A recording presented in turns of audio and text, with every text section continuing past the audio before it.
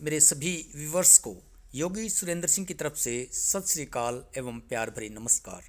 दोस्तों, जैसा कि आपको पता है, पिछले 3 दिन से 10, 11, 12 3 दिन से सुप्रीम कोर्ट में बीएसटीसी वर्सेस बीएड इस मामले की हीयरिंग चल रही है। कल जो हीयरिंग हुई थी, ईटीटी की बीएसटीसी की तरफ से जो आर्ग्यूमेंट हुए थे वो श्रीमान कपिल सिब्बल जी ने किए थे। उसके अलावा जो राजस्थान के एआर थे उन्होंने भी अपने आर्ग्यूमेंट रखे। पश्चिम बंगाल के जो एक प्राइवेट पार्टी के वकील थे उन्होंने भी अपने आर्ग्यूमेंट रखे। इसके साथ ही आज मैडम मीनाक्षी अरोड़ा ने अपने आर्ग्यूमेंट रखे। तो डीएड की तरफ से मजबूती से ये पक्ष रखा गया। इसके अलावा कल भी मिस्टर पटवालिया बीएड के जो वकील थे, आज भी मिस्टर पटवालिया जो बीएड के वकील हैं उन्होंने अपने पक्ष को मजबूती से रखा। दोनों पक्षों ने अपने अपने आर्ग्यूमेंट रखे। जज साहब ने दोनों पक्षों से काउंटर क्वेश्चंस किए। मिस्टर पटवालिया से एक दो बहुत ही महत्वपूर्ण क्वेश्चन उन्होंने पूछे। एक कि जब ऑलरेडी डीएड अवेलेबल हैं हर स्टेट में तो फिर बीएड की ज़रूरत क्या पड़ी। दूसरी, जज साहब इस बात से बिल्कुल सहमत हैं कि बीएड कोई हायर क्वालिफिकेशन नहीं है। तीसरा, जज साहब इस बात से भी सहमत थे कि जो 23(1)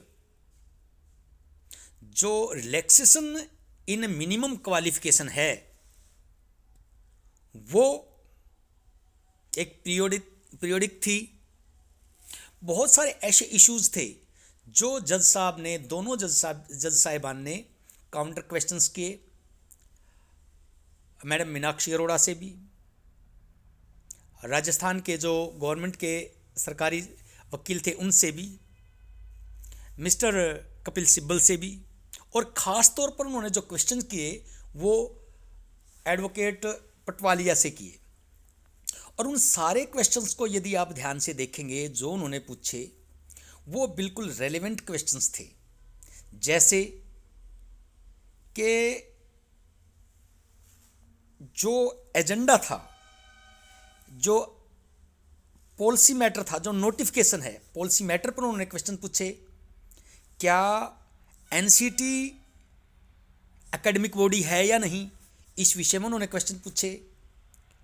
और बाद में जब मिस्टर पटवालिया ने डीएड का आंकड़ा पेश किया, उनका जो आंकड़ा था वो भी जस्टिफाई नहीं करता था, वो केवल आइडिया, तुक्के लगा रहे थे। बाद में बहुत सी बातों पर उन्होंने आइडिया लगाए, तुक्के लगाए, जो कोई भी इस केस से रिलेवेंसी उनकी नहीं थी।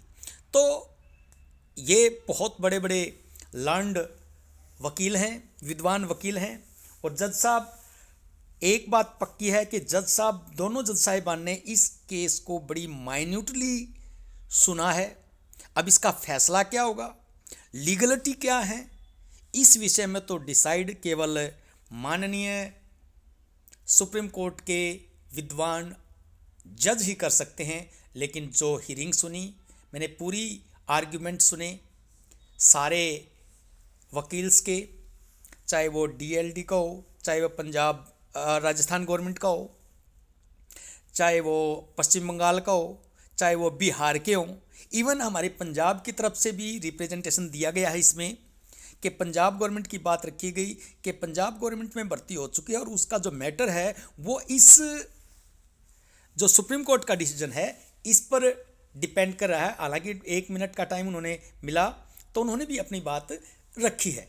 तो इन सारे इश्यूज को लेकर, एक बात बहस को लेकर जितनी बुद्धि हमारी है उस लेवल तक नहीं है कि वो जो बहुत बड़े विद्वान जज वहाँ बैठे हैं, लेकिन एक सामान्य बुद्धि, एक सामान्य इंसान का जो व्यू है वो ये कहता है कि आज पूरी हियरिंग में और 3 दिन की पूरी हियरिंग में बीएसटीसी का पलड़ा भारी रहा।